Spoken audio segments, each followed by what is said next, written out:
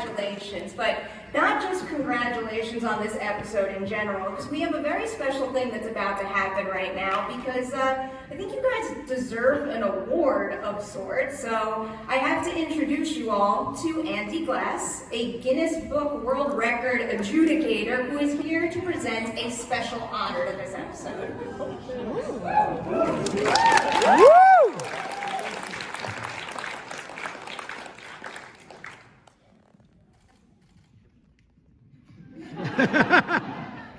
Hey everybody, I'm Andy Glass, an official adjudicator with Guinness World Records, and I'm here today to judge an official Guinness World Record attempt for the most scripted jump scares in a single TV episode, attempted by the Midnight Club, episode 101, the final chapter, which you guys all just saw for the first time in the world at the world premiere. This is a new Guinness World Records title, and the minimum to beat was 12 jump scares.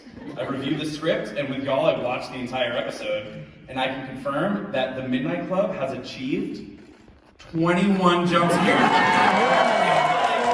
To Netflix, co-creator, writer, director Mike Flanagan, and the entire cast and crew of the Midnight Club, you are officially amazing.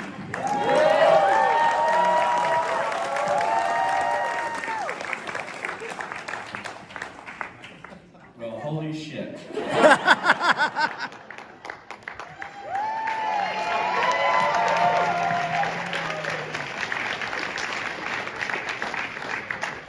So, funny story. I hate jump scares. I just hate them. Pretty much everything I think about jump scares, Chris says, I think very eloquently in the episode. And for most of my career, people have come to me while we're working on scripts or while we're working on edits and said, add more jump scares. Put more in. More, faster.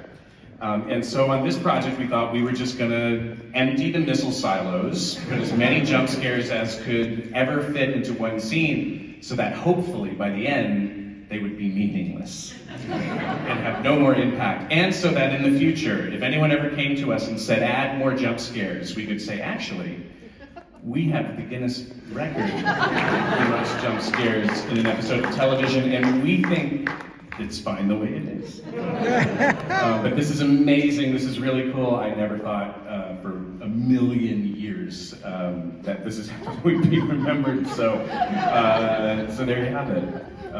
Thank you so much. That better go on display.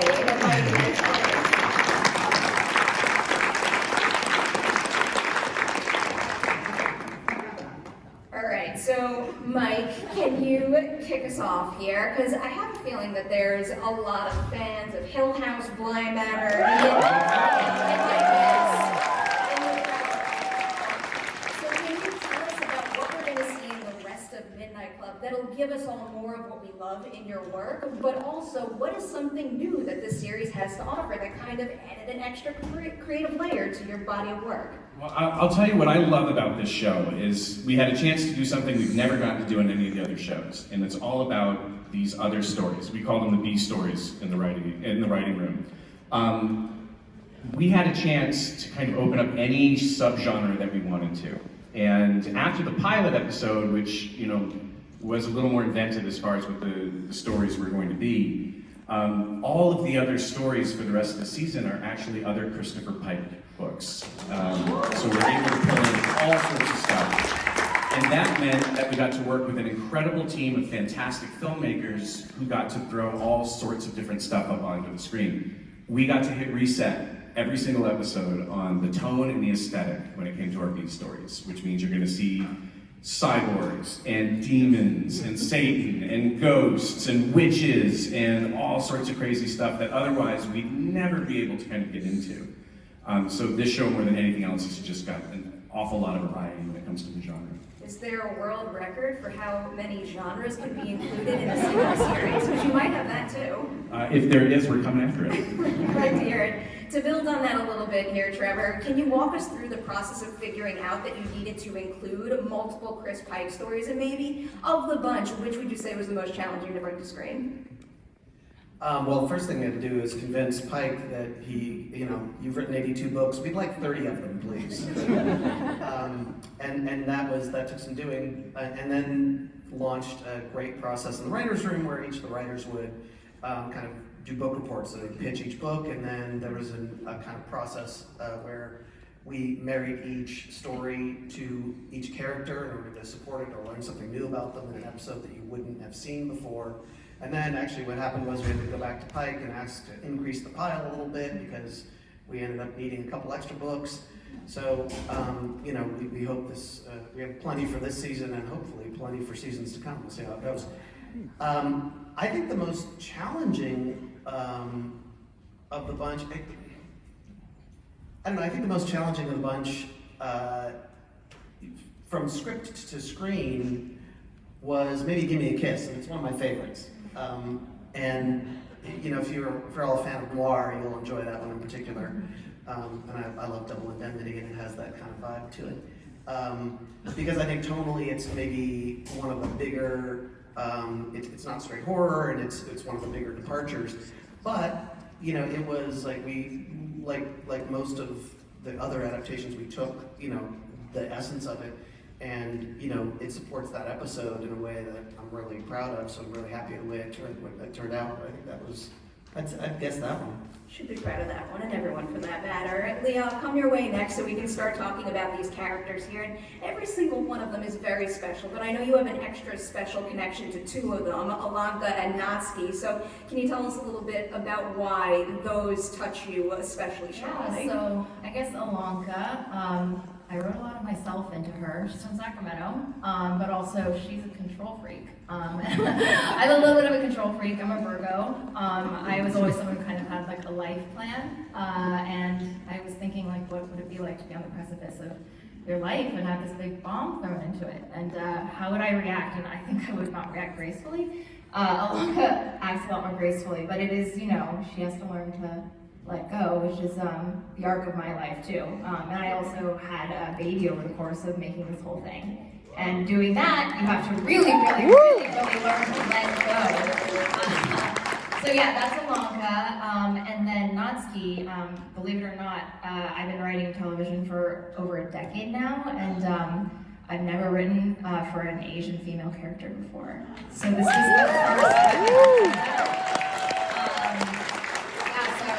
Really exciting, and her B story is one of my favorites.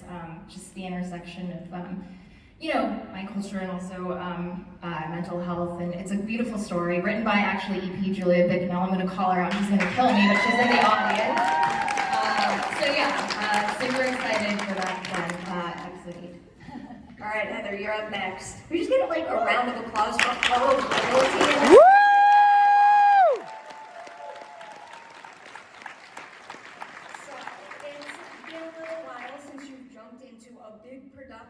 So why now with Midnight Club? But then also, as someone with so much experience in genre storytelling, is there anything you discovered about what we are able to convey through horror that, really touched you that you didn't expect?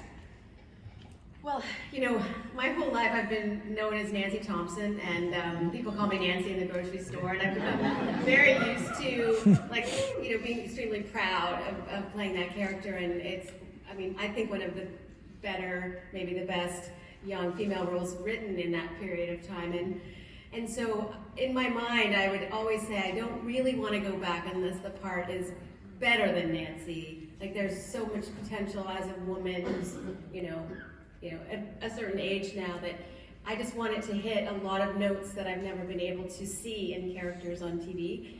And when I had this opportunity and Mike Flanagan just, approaches me kind of out of the blue, for me anyway, I knew when I read literally the first page of dialogue, it was, quite a long speech, I knew this part was, I'm going to be so proud to play this part because she is, very, very wonderful woman and, maybe better than Nancy. So, yeah.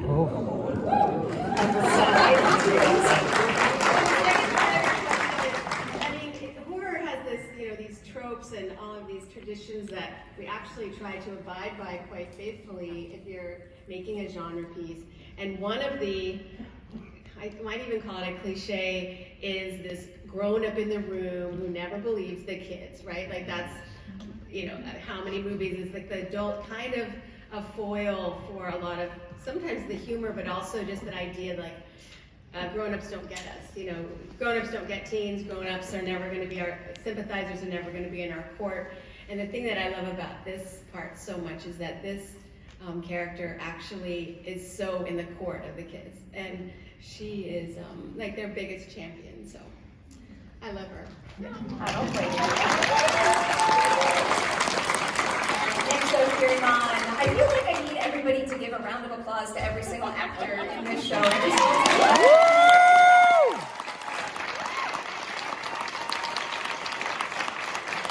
So you have a lot on your shoulders in this entire show, but I think we see it on display quite well in this first episode alone. You're doing a lot in terms of Ilonka's reality and also her roles in the stories you're all telling. So when you look at a script, a series like this, is there any particular scene that you think is going to be the most challenging for you? And then was that the most challenging, or did something else catch you by surprise?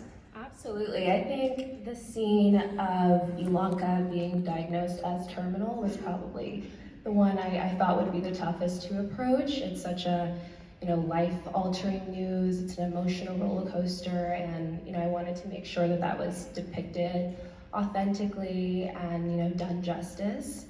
But I think ultimately, there's later on in the season, we're dealing with terminal illness. We end up losing somebody, and I feel like that journey and those scenes ended up being really difficult, as you can imagine, and it was, its own challenge in its own right, but I won't say too much about it. It's very, very powerful. All right, I'm doing two right now, Igby and Inara, because you two are second-timers in the Flanagan family right now, which is a very special group of people, and I have to imagine it's really exciting and a special opportunity for you two to be able to grow within that family in this industry. So what is something that you were able to achieve in Midnight Mass that helped you do something in Midnight Club that you wouldn't have been able to do without that show and that experience? One thing I think I learned is to always be a generous actor. Because in Midnight Mass, I was surrounded by so many incredibly talented people who were so kind and giving on and off set. Like, I remember I had a big scene, a really nerve-wracking scene with Robert Longstreet, who's like one of the most beautiful human beings on the planet. And I just remember feeling so present and like he was giving me so much. So yeah, just to be a generous actor is something I think I learned. Very important. It was beautiful. I wish I had something that cool. I would say that I learned to trust Mike with every fiber of my being during Midnight Mass.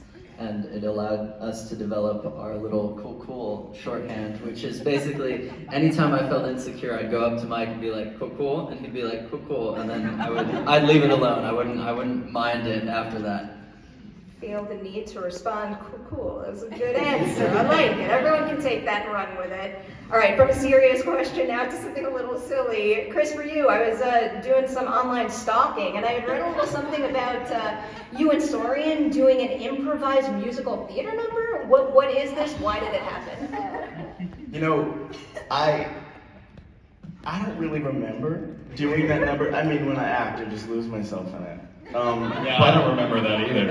I have video evidence. I don't know. We got really bored a lot in that green room. I mean, just being trapped in that little small box with just the 8 of us for like 6 to 8 months. And me and Sorian needed to have fun. And we started doing musical theater. And even today, we were all practicing our harmonies in the bathroom. We were seeing who could hit the highest note. So, yeah. So I think the end result of this is that season 2 of the Midnight Club needs a musical episode. Because again, it covers every genre. There was a lot. Did I need to hear Julia McNell shout for that? Yeah, there was a lot of talk about a musical episode in this season that Julia was really leading the charge on, and I guess you were right. Yeah. We need that to happen at some point. Chris, a more serious question for you, because we've already brought up the Flanagan family, and I always love talking about having a good scene partner on set, and you get a really cool scene partner to work with a lot from Midnight Mass, Zach Gilford, who is absolutely incredible in this and that. What is something you appreciated about him as a scene partner that maybe helped you tap into something in your own character that you wouldn't have been able to without him? I mean, working with Zach was just an absolute pleasure, start to finish. He's just so funny, and I think for the kids in the hospice, Mark, the character that Zach plays, he's almost this older brother to all of the kids, and my character, Spence, as you've seen, Spence hates Mark, but even though Mark kind of saves Spence's life, but in real life, I just remember teasing Zach a lot about being like a millennial.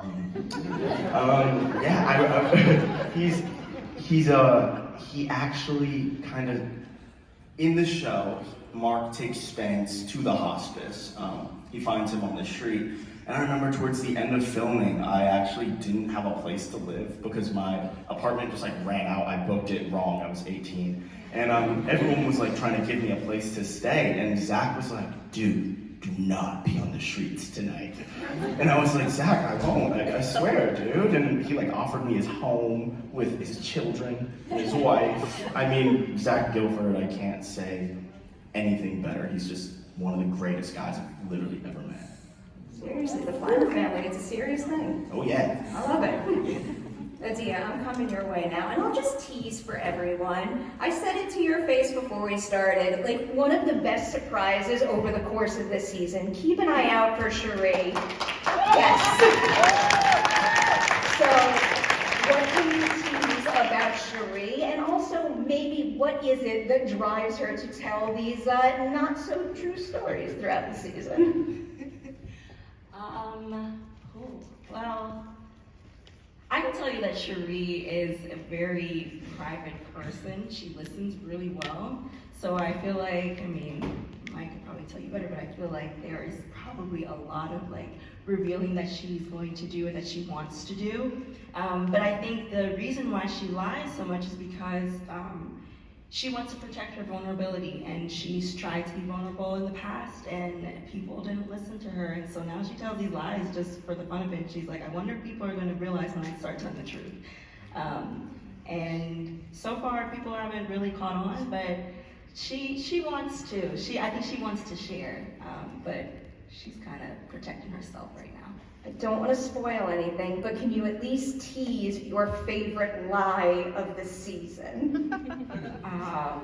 Actually, probably in the first episode. That's good right now. Yeah, I would say this is a hospice. I thought it was a boarding school. Yeah, because I think it was boarding school.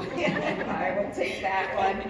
All right, I am coming your way because you are essentially the MVP of that Guinness World Record. You were at the center of the jump scare. What is it like being at the center of so many jump scares? And can you even feel that it's working that well on set when you don't have the sound effects and the editing in place? Oh, absolutely. I mean, like the planning for it was pretty extensive. I'd say we had some stunt rehearsals here and there and some body doubles as well. I think there were about 3 other knees on set. That was really cool.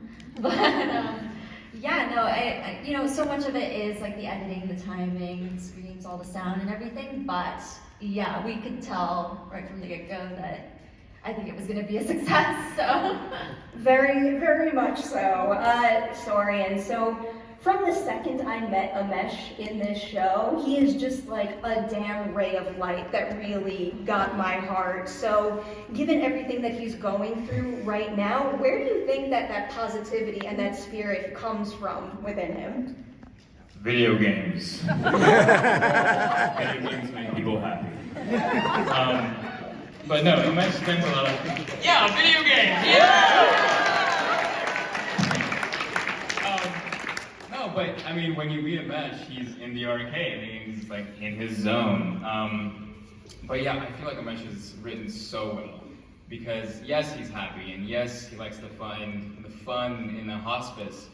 But I feel like he's deeply, deeply scared in a way, And I feel like you know, you'll come to know Mesh that, you know, yes, he's happy, but I feel like it's all a surface level facade. And like, you know, I'm just excited for everybody to see where, you know, he goes and like to see like his other side. Can't wait. All right, Ruth, you are our last up in this first rotation here at least. I have said this to you quite a few times today. It is astounding that this is your first professional screen credit and acting experience.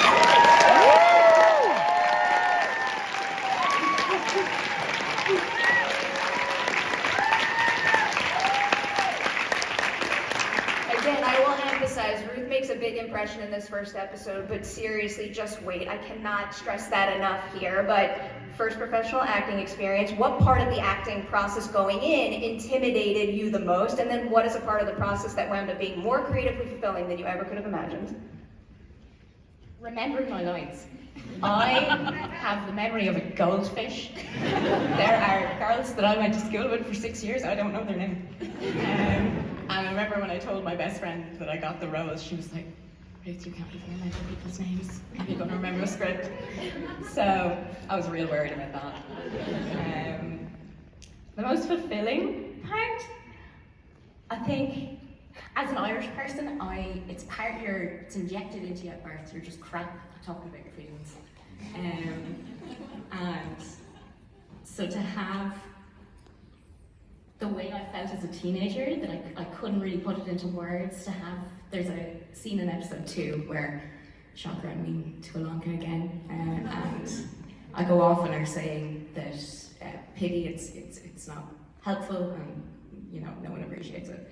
And I just remember that I could feel those words in like the pit of my stomach, because it's how I felt as a teenager, but I could never put it into words. I'll build on something you just mentioned. So the challenge of learning lines, are there any tips or tricks that you developed that you'll take on to your next project? Well, I've developed a method called the jelly bean method. Okay. And it's where you have like a chunk of lines and you put a jelly bean at the end. So if you say it right 3 times, you get to eat the jelly bean.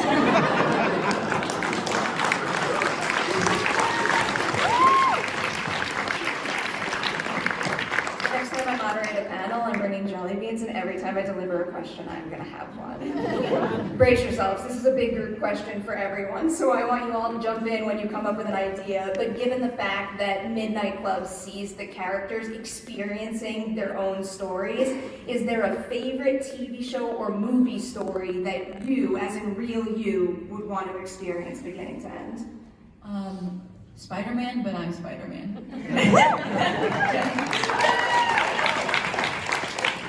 Everything, everywhere, all at once. Yeah. Yes. These are going to be tough to top. Who wants to go next? Schitt's Creek. Yeah. Lord of the Rings. Downton Abbey. Oh, nice. What did I say? Downton Abbey too at the same time. I know, that would be weird.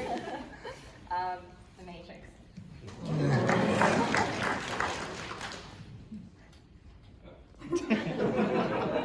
Okay, Sense8, but I guess I would go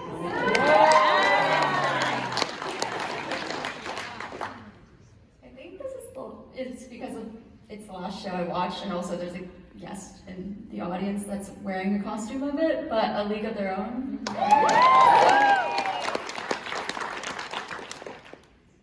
I'm gonna say The Lighthouse by Robert Eggers.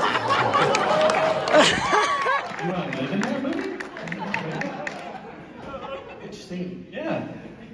All of it. If it's with Willem Dafoe, I want to be a part of it. Chris, did you go? Were you the last time? Yeah. Point Break? I don't know if anyone knows that.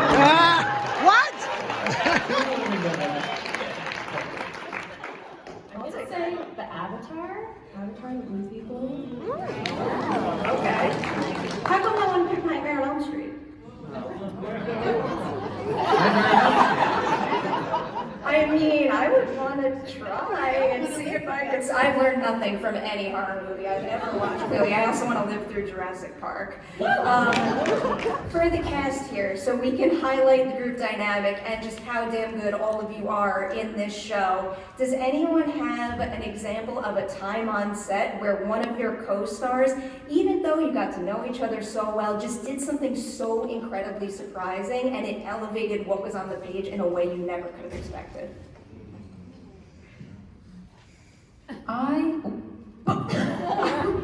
No, I was just gonna say her performance. I was about to say the same thing.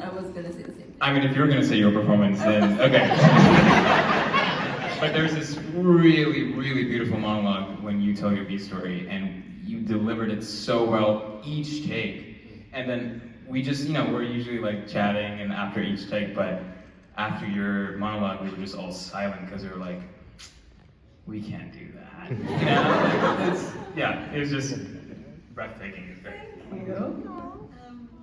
I was gonna say everybody, but Ruth, like, when she was delivering monologues, I was like, what the?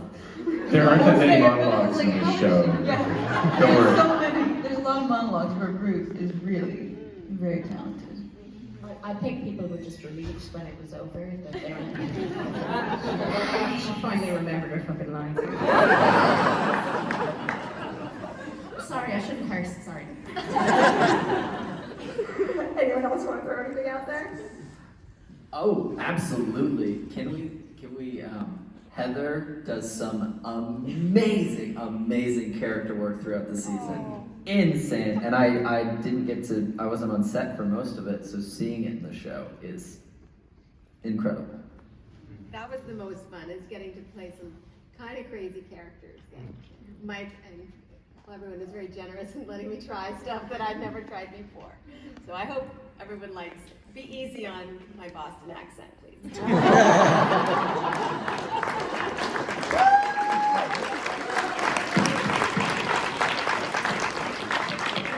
Mike, as we have to wind down here, I want to know if there's any Easter eggs that you can tease for the rest of the season, because you do have a habit of hiding things and having like extra layers to your story. So is there anything in particular that everyone should keep an eye out for as the show progresses? Yes.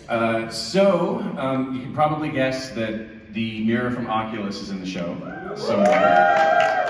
So keep an eye out for that. But there are very unusual cameos in it as well. You're going to see a lot of familiar faces from the other shows that pop up as characters in the B stories.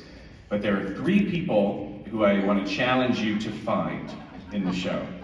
They do make an appearance. I won't say if it's visual or auditory, maybe one or the other or both. But you can find Hamish Linklater, Carla Gugino, and Kate Siegel in the show. But it is very difficult to find them. It is very tough. Kate's over there, by the way.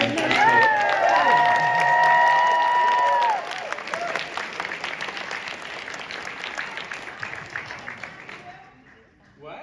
Can I get a job in the next one? I like your chances.